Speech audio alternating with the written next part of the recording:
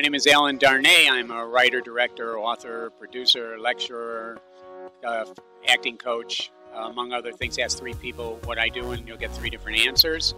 I'm here at the Fort Lauderdale Film Festival with my Best Actor nominated short called The Consultation.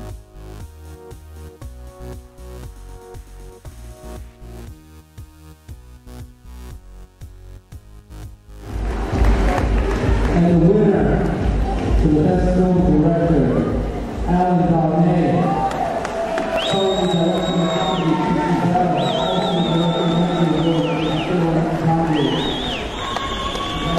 comedy.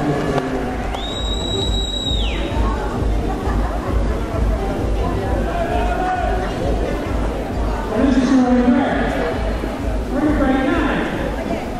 I'm very honored to accept this award, and thank you for bringing the arts and value. But you know, for me, really, the honor is working with you, because you guys are terrific, and my young market is terrific. Thank you very, very much. I really appreciate the award.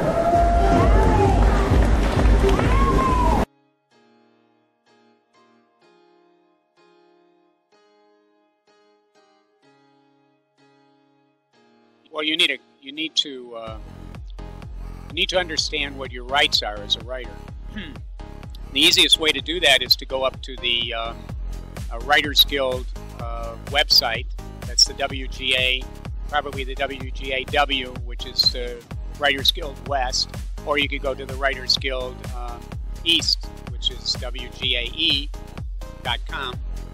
and you'll find a whole list of what writers are charging under the guild auspices, and that'll give you a pretty good idea of what you should be getting paid if somebody's hiring you to write a script.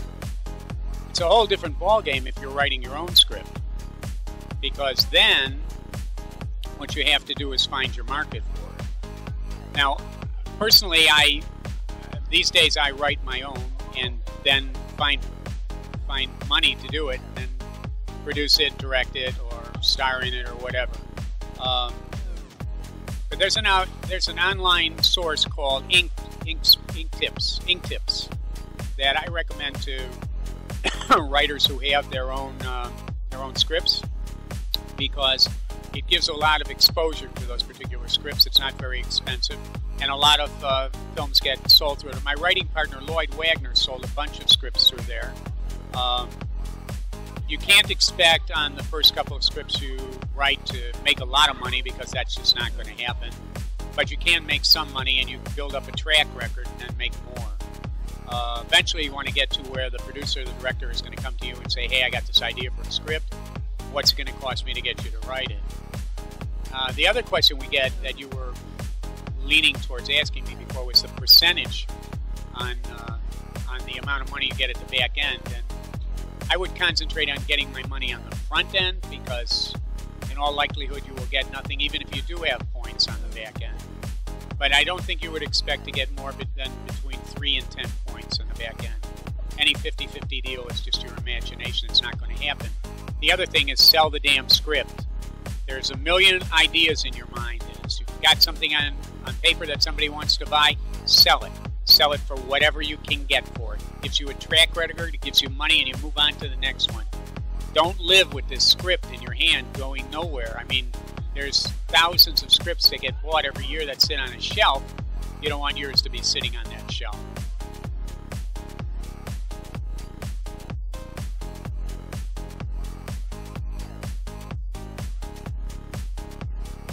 Well, they need to get trained. Acting is a really tough career. You really have to want to be doing it.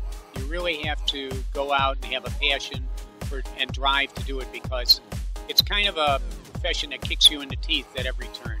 There are lots of high highs, don't get me wrong, lots of high highs, but there's a lot of rejection involved in acting, so you need a really thick skin. One of my instructors when I was young in school in New York taught me that.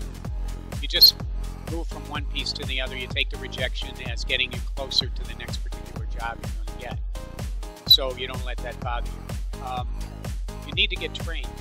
You really need to get trained, and they're not training actors very well these days. Not the way we were trained in the method and when I was studying. So what we try to do, what I suggest that you do, is study with a lot of different teachers, because there's a paradigm shift in the acting world going on right now, and one particular style of acting doesn't cut it. And each teacher has his own particular way of approaching the acting methodologies. You can take a course to learn how to audition, but don't think that that's going to teach you how to act, because it's not. It's going to teach you how to audition. So even if you get a good audition and you get the part, what are you going to do next? You're not going to stand up and spin because you don't even know how to do that. So you need to get trained. You need to study with actors and with teachers. And you need to study your teacher before you take any courses with him. You need to know what he does, what he teaches. The same way you would go out and look for a doctor. You got to study the person. You got to make sure he knows what he's doing. He's where he needs to be able to teach you. That he's taught a lot of other people. That his career has brought him to a point where he does really understand what it means to teach acting. Because being in the now, being in that moment, getting to that moment that an actor really has to get to be a really good actor, that a Meryl Streep or a Dustin Hoffman can get to, or a Daniel Day-Lewis, is a very tough job. And it's very hard to find that moment. But once you do find that moment and you feel it, then you know how to get to that moment again and again and again and again. The problem is that there are not a lot of teachers out there today that are doing that. And I don't know why, because it's so rewarding. Like the other day, I was working with a really good actress who had never really gotten to the point where she had let herself go completely into the role, and then all of a sudden she turned around and she let herself go, and you could see it. It was an amazing transformation, and she felt it. And then she did it again, only she did even deeper, and she let go even more. So that's kind of what you're looking for. But any beginner, just know that it's going to be hard and it's a long road, but it's also rewarding if you get there at the back end. I always recommend to young actors to read a play called Career by Victor Gazzo, I think his name is. It's a story about a guy who tries to, it's a play, it was a play on Broadway for a long time in the 60s, I believe. It's about a guy who tries to be an actor, and he sacrifices everything in his life for that career, and he makes it overnight in his 50s, and tries to figure out whether or not the whole thing was worth it. But it's an amazing journey, and it's a journey that we all kind of take. So I always recommend that play because it really kind of cuts the skin off of the corpse to let you know exactly what it is that's going to happen if you stick with the career.